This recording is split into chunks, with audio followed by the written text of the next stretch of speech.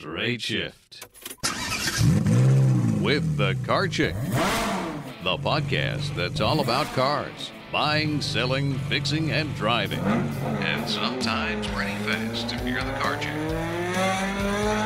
Now, here she is. Hey everyone, and welcome to the Straight Shift. One of the most common questions that I get asked outside of my normal car buying business is, how can I find a good mechanic? Where should I take my car? Finding a good mechanic is harder than finding a good hairdresser, especially for women. There's been so much distrust built up over the decades. Women feel that they are taken advantage of by service and repair shops, even more than by the salespeople at dealerships. Because again, the automotive industry is still very male dominated, and female customers have traditionally not been treated with the same respect. There have been shops out there, mechanics out there who see a woman and assume she doesn't know diddly squat about cars just because she's a girl, and they take advantage of that. They try to sell her services and parts that she does not need. I see this all the time. It's such a common problem in the industry that several women have actually become mechanics themselves because they were so sick of how they were treated by the shops and mechanics that were already out there. If any of you have ever watched the show that is on what used to be Velocity Channel, is now called Motor Trend TV, All Girls Garage, Bogey is one of the hosts of that great show. She is a master certified technician herself and a very dear friend of mine. Her whole story is that she became a mechanic. She went to school, she got the training, she got the certifications, and eventually opened her own shop so that she could do it differently because she was so freaking sick of the way she was treated by the industry. So she decided to do something about it. Becoming a mechanic yourself is not realistic for most people. We are at the mercy of taking our cars into a shop to a technician to be serviced for us, and we can't do everything. And it's interesting because so many men feel the same way about the industry, especially if they're not car guys, or even if they are car guys. Sometimes they know enough to know that they're not necessarily being told the truth by the shop. So I wanted to do a podcast on how do you find a good mechanic, an honest mechanic. And as I was jotting down all my thoughts on this and creating an outline for the podcast, I realized this is a lot of stuff. So this is going to be a two-part series on how to find a good mechanic, because we can't talk about how do you go through that process of finding a mechanic without talking about why the industry is so screwed up in the first place that it created this industry-wide sense of distrust between consumers and the automotive service industry, the shops. So the first part that we're going to go through today is I'm going to tell you what is wrong. How does this industry work, and what is inherently wrong with it? I have a lot of experience looking behind the scenes of the automotive service industry, both from when I was a consultant and I worked on dealership and service shop processes and technology and some of the things I saw behind the curtain there. But I've also been married to a master certified mechanic for nearly 10 years, and I have seen him struggle as someone inside the industry. And it's just given me a lot of insight under the covers of what goes on at mechanic shops within the industry. And it's had me come to the conclusion that there are some things that are inherently broken in the whole industry, in the business process. So I want to talk through a lot of that. And don't worry, it's not going to be completely negative, because there are shops out there that are doing a good job. And I'm going to talk to you about, what those shops are doing differently. And then in 2 weeks, we will do part 2, and I'll get into a lot of the nitty gritties of how do you evaluate shops and mechanics so that you find the one that is right for you and your vehicle. So let's just go ahead and get started and talk about what's wrong that's caused all these problems in the industry and why it's so dang hard to find a good, honest mechanic. It starts, in my opinion, with the way mechanics are compensated. The standard methodology in the industry is for mechanics to be paid on what is called flat rate, meaning they are paid a specific number of dollars. It's really a number of hours. So each job, let's say you have a 2010 Ford Escape. I'm just throwing a car out there. And you need new front brakes. There are books in the industry that say, okay, for a 2010 Ford Escape brake job, this is how many hours it should take. The reason they have these is because every mechanic is going to take a little bit longer to do the job. So in order for the industry to be able to have any standards to hold mechanics to and be able to give any consistent price quotes to consumers, they have what's called book values for each of these jobs. And that gives the customer an idea of how much they should pay for a brake job, for example, on their specific type of car in their geography. So the number of hours is typically the same. So a lot of brake jobs are an hour and a half or 2.5 hours. What changes is the hourly rate that's applied to that, because different shops charge different rates, different geographies charge different rates. It's a lot cheaper to have your car work done in middle of nowhere, South Carolina, than it is in the middle of Manhattan or San Francisco, for example. So just cost of living changes. But the book times at least provide a ballpark standard for shops to base their pricing on. And it's also how the mechanics are compensated. What it doesn't take into account is that, number one, those book times are often not right. It doesn't take into account a car that has a whole lot of rust on it where you've got to break off bolts and the parts just don't want to come off and go back on really easily because of the condition of the car. That takes a lot longer.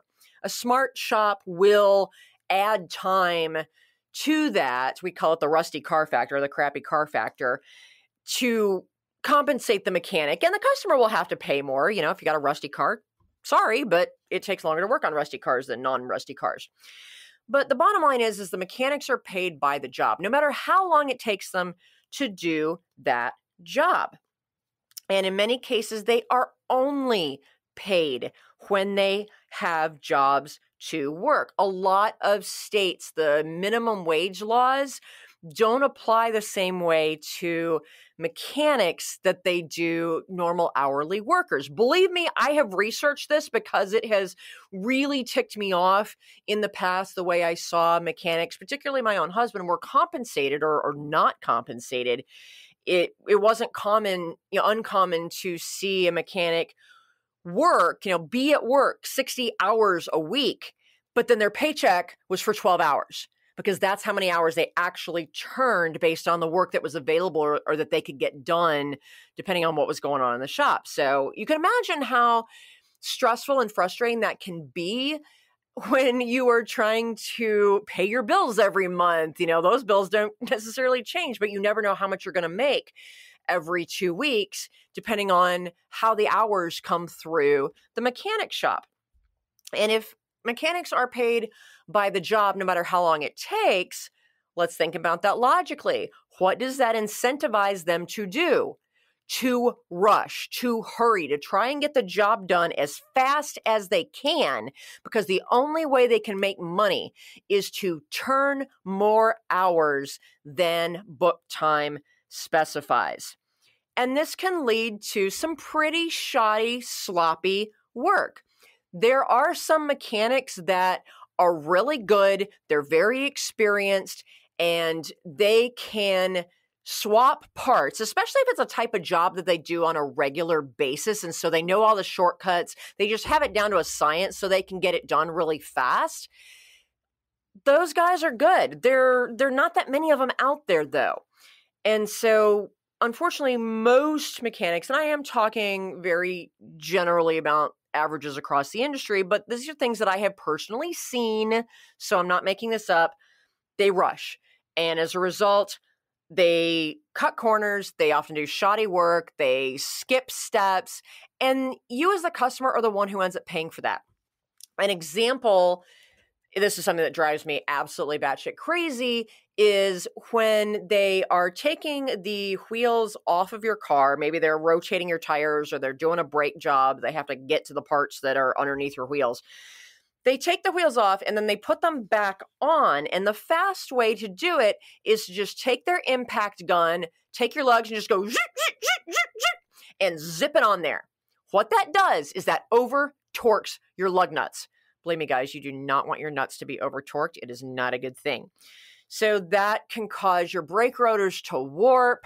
It wears out your lug nuts. And in the end, it ends up costing you more money as a consumer because those parts are going to break faster.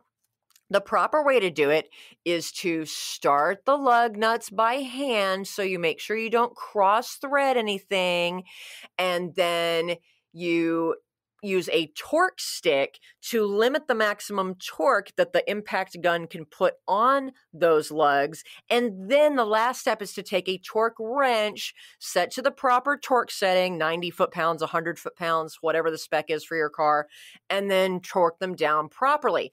That takes 4 times as long.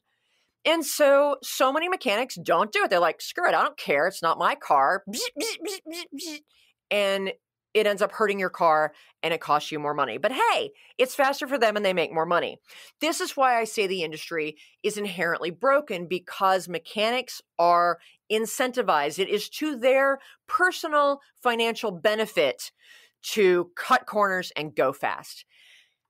There are a lot of mechanics out there who their personal integrity does not allow them to do that. They're like, that's just wrong and I will not do it to the customer. My husband was one of those people.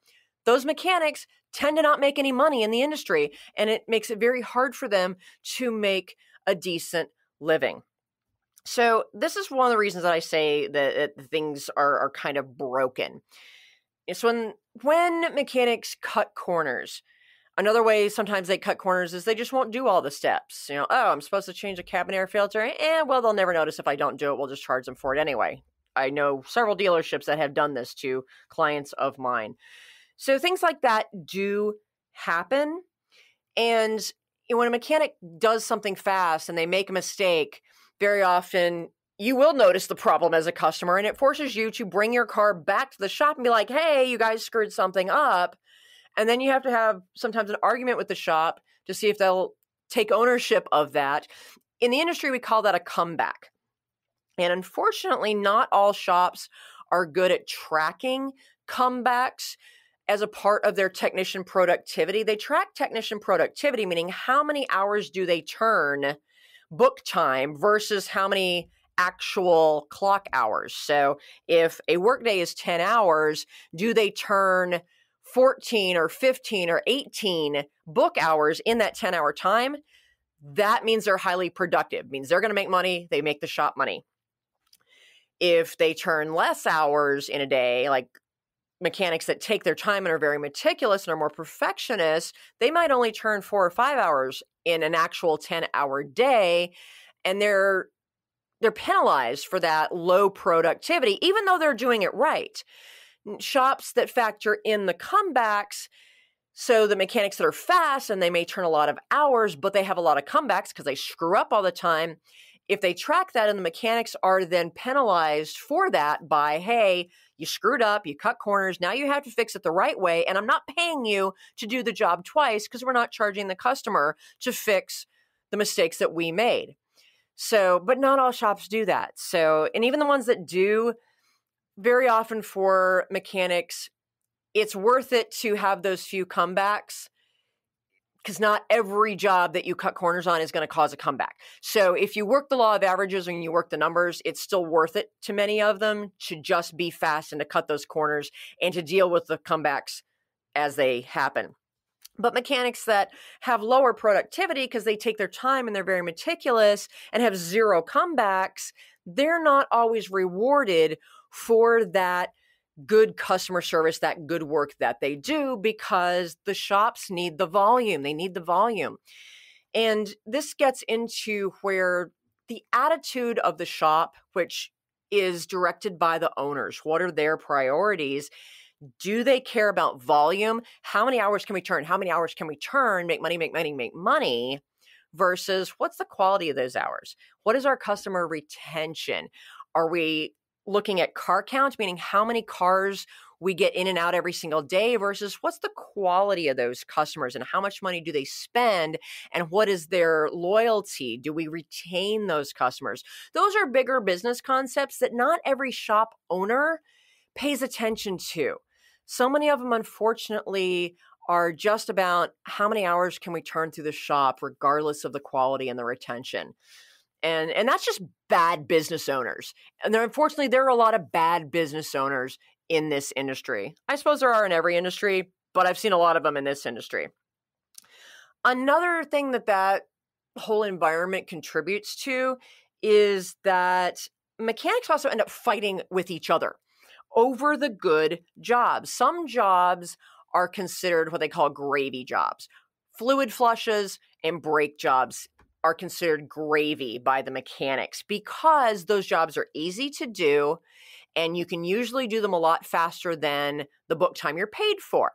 So those are the jobs that make you money. So mechanics will fight over those jobs. Some shops, depending on how they're managed, whoever's managing the workload may allocate the jobs based on who is the best mechanic to get that particular type of job done, as in what's in the best interest of the customer.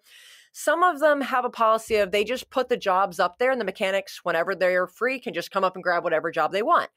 Well, what happens in that situation is mechanics, they look, okay, where are the gravy jobs? Where's all the brake jobs? And they'll grab all of those and grab the keys to those cars and then go lock them in their toolbox and hide them from the other mechanics. So the customer ends up waiting around because that mechanic is hoarding that job, but they don't have time to get to it yet. So now the customer's waiting.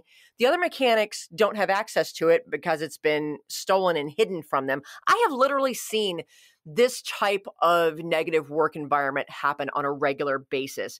I've seen it happen at dealerships. I've seen it happen at independent shops.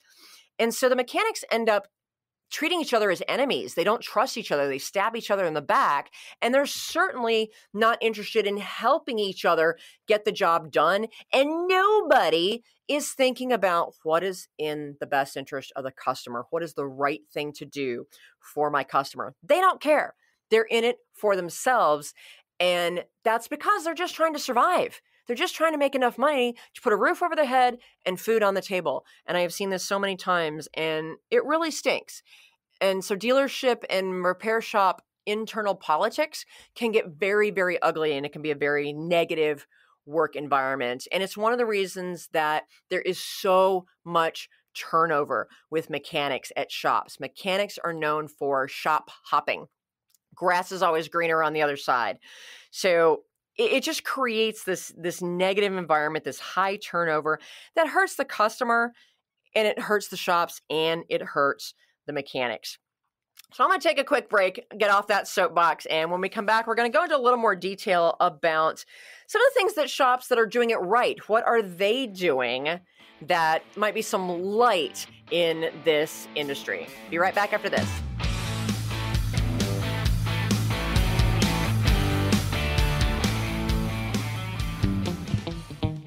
Do you hate car shopping? Do you worry about being taken advantage of or about finding the right car at a great price? Buying a car can be a frustrating and time-consuming experience. But what if you could get a great deal without having to do a ton of research, without having to haggle, and without the fear of buying a lemon? You can. As your personal car shopper, the Car Chick will help you pick the perfect car based on your unique lifestyle, budget, and personality. She'll handle all of the legwork and negotiating for you. All you have to do is sign the papers and take the keys. It's that easy. To learn how the Car Chick can save you time, money, and hassle on your next car purchase, give us a call at 704-248-8706. That's 704-248-8706. Or visit us on the web at thecarchick.com. The Car Chick is back for more Straight Shift. Hey everyone, and welcome back to The Straight Shift. This is part one of a two-part series on how to find a good mechanic. And today we've been talking about What is wrong in the automotive service industry that has created such a feeling of distrust between consumers and mechanics and repair shops? Why do we feel we cannot trust the shop when they're telling us, hey, your car needs new brakes? Is that true? Are they lying to me? What's going on? And why do we have a problem with getting good quality work done to our vehicles? So we talked before the break about the way mechanics are typically compensated that incentivizes them to work fast and sloppy just so that they can turn more hours than they actually clock. There's some things that the shops are also doing that is making the problems industry worse. There are so many repair shops out there. And I don't feel that most of them do a good job at differentiating themselves. Automotive service has become just such a commodity. And there is a lot of blame to be placed on us as consumers as well.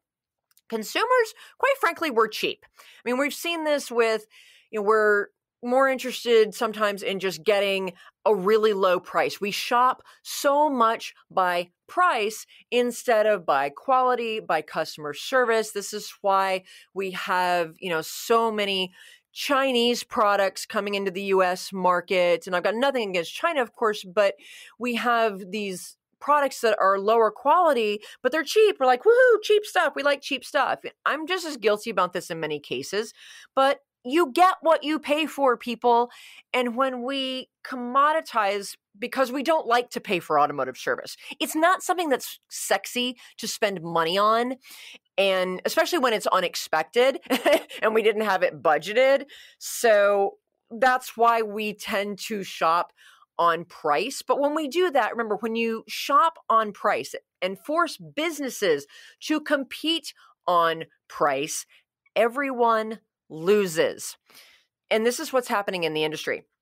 And because the shops get sucked into that compete based on price, because they don't have the business training and experience and knowledge to understand that they don't want to be, and I'm just going to throw this out there, I'm going to use the term Walmart, because Walmart invented the whole competing on price and getting what you pay for. So you don't want to be Walmart. All these shops are just trying to compete based on lowest price, including Walmart, because they have an automotive service shop too, which I would never go to.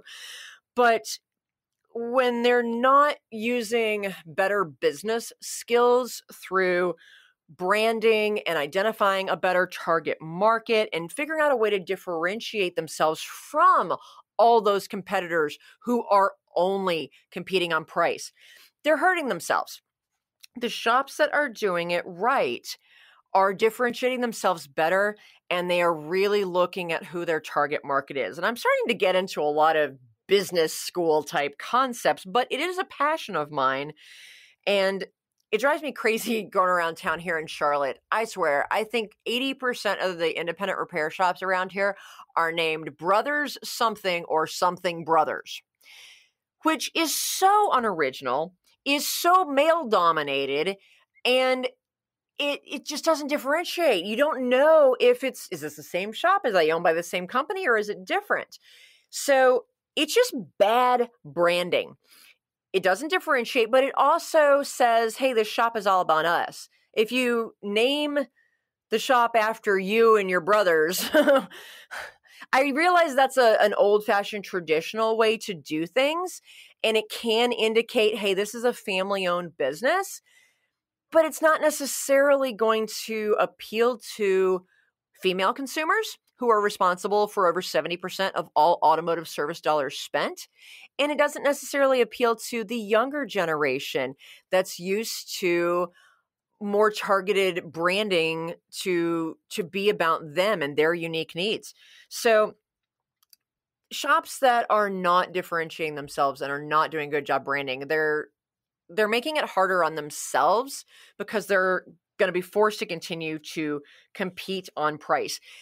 And as much as I hate to say it, so many of these shops are the ones that are owned by men. Granted, men own most of the automotive repair shops in the world and in this country, but I have visibility too into the women in the automotive industry. And the shops that I see that are doing things differently and are really, really successful at doing it are the shops that are owned and run by women. Again, my friend Bogey from All Girls Garage, she owned a shop out in Phoenix, Arizona called 180 Degrees Automotive. That's kind of a weird name for a shop, but the reason she named it that is 180 degrees means the complete opposite of what the normal industry is doing. So with that brand, she was communicating to the market, hey, we do things completely different than the rest of the industry. So for those of you who are frustrated with the normal repair shops, come to us because we do it 180 degrees differently. Extremely successful shop. She sold it a couple of years ago to go on to do some more entrepreneurial things, but it's still going well. It was kind of funny. My old brand, before I rebranded under the Car Chick, was Women's Automotive Solutions. And that was actually a branding mistake because it didn't clearly say that we were car buying. And so most people saw Women's Automotive like, oh, you're a repair shop. I can't tell you how many calls I got from women wanting to schedule an oil change. But I got a lot of calls from women wanting to schedule an oil change. So there's definitely an opportunity in the industry to brand a repair shop specifically for women. But it would have to be women owned and operated to have the authenticity to do that. And no, I do not want to be the person to do that. But I will happily support any woman that does. So in talking with a lot of these women shop owners that I'm friends with, particularly my friend Amy Matinat, who she owns Auto Craftsman up in Vermont. It's a small shop, but it's wildly successful. And it's not just because it's small and it's in a small community in Vermont. They have a ton of business. But I asked her, what differentiates your business? How is your business model different? And how do you take care of and compensate your technicians that's different from the rest of the industry that has made you so successful? And she didn't have time to actually be on the podcast as a guest because they're in the middle of winter up there and they're literally booked out through Christmas, putting everybody's snow tires on the cars. But she was happy to share with me her insights and doesn't mind if I give away all of her fancy business secrets. But the shops that are doing things right, again, it starts at the top with the owners and what their goals and priorities are and how they instill their values into their shop culture. Are they putting the customer's best interests first, or are they looking at their bottom line profit first? Good shops will do what is in the best interest of the customer, even if it means losing a little bit of money, because they may lose a few $100 now by not doing this job, but they're going to gain so much loyalty by building trust with the customer when they're honest and say, you know what? We could do this, but you really don't need it right now. So we're going to hold off, or we're going to send you over here to do this instead. If you're just honest, the customer's like, wow, thank you. You've saved me money. You've been honest with me. Especially women will come back. That is how you create loyalty. It is about trust. It is about that relationship. And there are good shops out there that are doing this. Similarly, the shops that are doing it right are taking care of their people.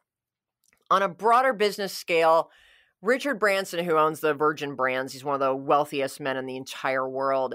He said, if you take care of your employees, if you take care of your people, they will take care of your customers.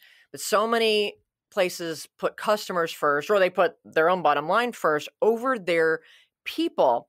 And then their technicians and their service writers don't feel that anybody cares about them. And in an industry where there is a distinct shortage of technicians, there are way more shops than there are techs. Every single shop is hiring pretty much all the time if they have the space to do it, because there's a shortage of good techs out there and good service writers. But one of the things that I saw at some shops was they had a lot of bays. It was a big shop, but they had one mechanic per bay. And that doesn't work real well because very often you have to take apart a car to figure out what's wrong with it. And then you know what's wrong with it. You know what parts you need, but you've got to then go sell the customer on that work. And then you have to order the parts. So meanwhile, the car is half disassembled in your bay. That bay is taken up. You can't move the car back out of the bay because it's in several different pieces, many of which make the car run. So mechanics really need to have at least 2 bays that they can bounce back and forth between so that they can stay productive while they are waiting for parts or they are waiting for the customer to okay the work. And I have seen shops have 1 mechanic per bay because they always wanted to have mechanics available and bays available for their customers, but they didn't care about the productivity of their mechanics. They made their mechanics be there 6 days a week, whether they could turn hours or not, and they didn't care if the individual mechanics were productive and were making good money and were happy. They only cared about the bottom line of the shop.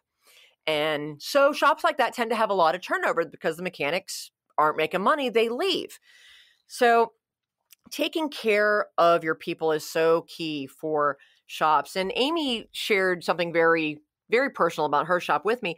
She sat down with each of her technicians and, wow, imagine this, asked them how they wanted to be paid. It's very rare for any business to ask their employees, hey, how would you like me to pay you? Normally, as a business, you decide how you're going to pay an employee, but this is really insightful and can be applied to a lot of businesses. Different people like to be compensated in different ways. Different things are important to them, and especially with technicians. Her master technician, her top-level tech, he's a European car expert. He's a diagnostics expert, and people like him tend to be slower, steady, methodical perfectionist. This is my husband. This is why he was so frustrated in the industry.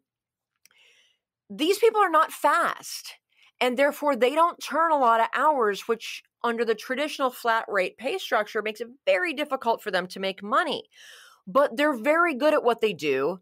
Very few technicians out there have the training and the experience to actually be good at vehicle diagnostics. So it is worth it to a shop to compensate that type of technician a little bit differently so that you keep them because they're really good and they rarely have any comebacks, at least none that are their faults. Faulty parts, different issue. So for this technician, he wanted to be paid by the clock, just normal. If I'm here 10 hours, I want to be paid for 10 hours, not by the job. And Amy said, fine, I'll pay you by the hour. And they came up with an hourly rate that worked for him, worked for her. If he ends up working overtime to get a job done, she pays him the overtime, even if the quote book time is less, because it is worth every penny to her to have someone who's that good and that meticulous and has usually 0 comebacks. And so she's looking at the bigger strategy, the bigger picture, and the long-term goal. Her mid-level tech, he is what we call in the industry a parts swapper. He's one of those few guys that is fast and good because he stays in his lane. He doesn't want to learn the more advanced skills that would make him good at diagnostics or to be a specialist to work on certain type of cars or to deal with electrical issues. He is really great and fast at swapping parts. So when she has brake jobs, got to change out the struts, got to change out tie rods, suspension parts, those types of jobs that are repetitive and can be consistent across vehicles, that's what he loves to do. And so she pays him by the job because he can turn 40 hours worth of work in 25 actual hours, and she gives him the flexibility to then go home. So he doesn't have to work a 40-hour week necessarily, which with his lifestyle and his family works better for him. He wants to be home at 3 o'clock to spend time with his kids. And so this guy has been with her for 20 years, since he was 17 years old, and she pays him that way. She's got what she calls an apprentice tech, who's her oil change boy. He's newer. He doesn't have as much training and experience. So he does the basic fluid changes, the oil changes. He's gotten really good at doing the safety inspections on the cars, the Vermont state inspections, and she pays him by the hour. So he's there 40 hours. He gets paid for 40 hours, and however many cars he works on, that's how many cars he works on. Paying the mechanics differently based on the type of mechanic that they are and what's important to them as people has worked. And so these people are her family. I mean, she treats them like a mom. Is really, that's just the type of person that she is, but it has created an environment where not only her customers trust them, but they trust each other and they help each other out. There's great teamwork. The more advanced techs are training the younger techs, teaching them all the secrets and the shortcuts and how to do a good job.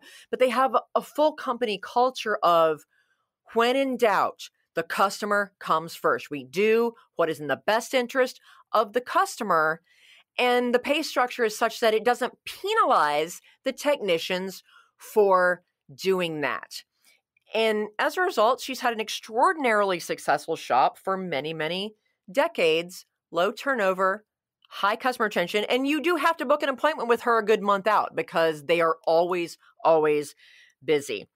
So I have looked at industry data that shows women-owned and operated shops tend to have lower employee turnover and lower customer turnover. They have higher levels of customer loyalty. This is an industry fact. And it's just a difference in mindset about the relationship with the customer and doing it's right versus let's just turn cars, let's just turn cars, let's just turn cars. Now, with all this being said, even the shops that are doing it right are facing some challenges as we go into the future that all independent shops are going to face. Aside from the mess that the pandemic has created, the technology in cars is getting more and more complex. It's getting more and more computer-based and less mechanical parts. And that makes it harder for the independent shops to service these newer vehicles and stay in business. It requires a closer relationship between the shop and the manufacturer. And not every manufacturer is all warm and fuzzy about having relationships with independent shops. The manufacturers are trying to push people more and more to their dealerships, which are their franchisees. And I get that, but it hurts the customer because you don't have the same number of choices.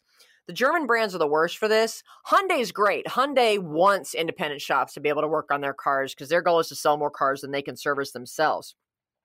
But if you look at the technology, so many of the onboard computers in the car are monitoring the various systems, are monitoring your oil levels. And so the car's computer is helping you keep track of your service. So it's going to tell you, hey, it's time for my oil change.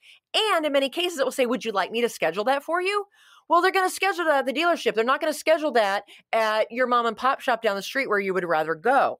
So the manufacturers are actually building technology into the cars that motivate you as a customer to do your service at the dealership because it is more convenient. And this is hurting the independent shops. It makes it extremely difficult for them to compete with that.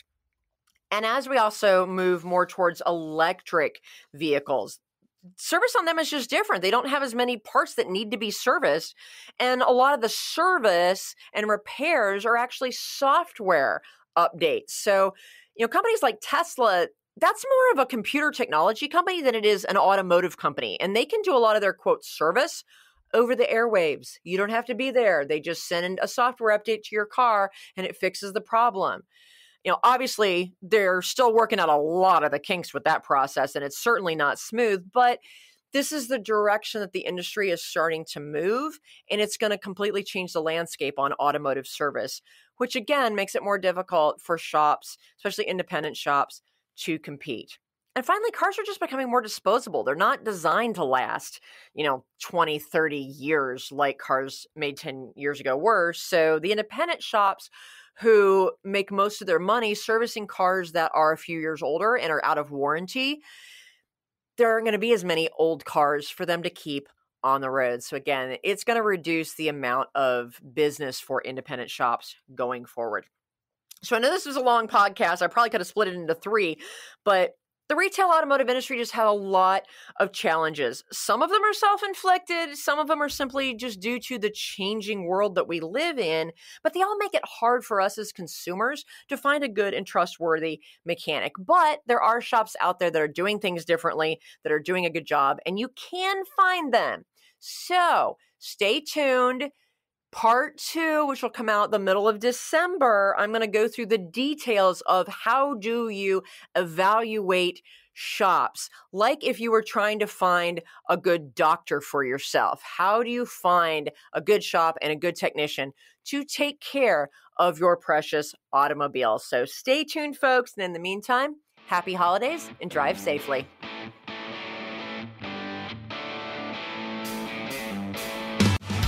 The Straight Shift podcast is copyright LeeAnn Shattuck, the Car Chick, 2017. All views expressed by guest and or co-hosts are those of the guest and or co-hosts, and not necessarily those of LeeAnn Shattuck or the Car Chick.